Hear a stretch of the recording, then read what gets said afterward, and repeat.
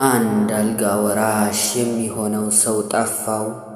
በመጨረሻም በአገሪቱ ላሉ ወጣቶች ሁሉ አንድ ለየት ያለ ፈተና አዘጋጀ።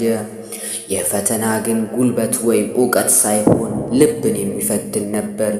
ንጉሡ ወጣቶቹን ሰብስቦ ለእያንዳንዳቸው አንድ ዘር ሰጣቸውና እንዲህ አላቸው፣ ይህንን ዘር ወስዳችሁ ትከሉት፣ ውሃ ጠጡት። ከ1 ዓመት በኋላ በዚሁ ቀን ተመልሳችሁ ኑ። ያመጣችሁትን ውጤት የሚቀጥለውን ንግሥና ይወስዳል አለ። በመካከላቸው ሳሌሕ የሚባል አንድ ደግ ወጣት ነበር። እሱም ዘሩን ይዞ ወደ ቤቱ ሄደ። በድስት ውስጥ ተክሎ በጥንቃቄ መንከባከብ ጀመረ። ወራት አለፉ። ሌሎች ወጣቶች ስለሚያድገው ተክላቸው ማውራት ጀመሩ። የኔ አበባ እንዲሆነ፣ የኔ ዛፍ እንዲረዘመ እያሉ ይፎካከራሉ። የሳሌሕ ድስት ግን ምንም አልበቀለበትም። ሳሌሕ ተስፋ አልቆረጠም። ውሃ ማጠጣቱን ቀጠለ። ነገር ግን 1 ዓመት ሲሞላው ድስቱ አሁንም ባዶ ነበር። ሳሌሕ ለጓደኞቹ ባዶ ድስት ይዤ አልሄድም ብሎ ፈራ። እናቱ ግን እንዲህ አለችው፣ ልጆ ሆይ የደረሰብህን እውነት ይዘህ ሂድ፣ በውሸት ከምትነግስ በእውነት ተሸነፍ አለችው። የቀጠሮው ቀን ደረሰ።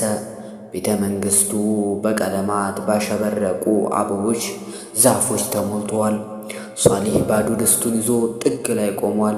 ንጉሡ መጥቶ አበባዎቹን ሲመለከት ምንም ደስ አላለውም። ወደ ሳሌሕ ጠጋለና ይህ ባዶ ድስቴ ማን ነው ብሎ ጠየቀ። ሳሌሕም እየተንቀጠቀጠ ንጉሥ ሆይ የተሰጠኝን ዘር ተንከባክቤው አልበቀለልኝም አለ። ንጉሡ ድንገት ፈገግ አለና አወጀ፣ አዲሱ ንጉሣችሁ ሳሌሕ ነው። ሁሉም ደነገጡ። ንጉሡም ምስጢሩን እንዲህ ሲል ገለጠ፣ ለሁላችሁም የሰጠኋችሁ ዘር የተቀቀለና የማይበቅል ነበር። ሁላችሁም ንግሥናን ፍለጋ ሌላ ዘር ቀይራችሁ አበቦችን ይዛችሁ መጣችሁ።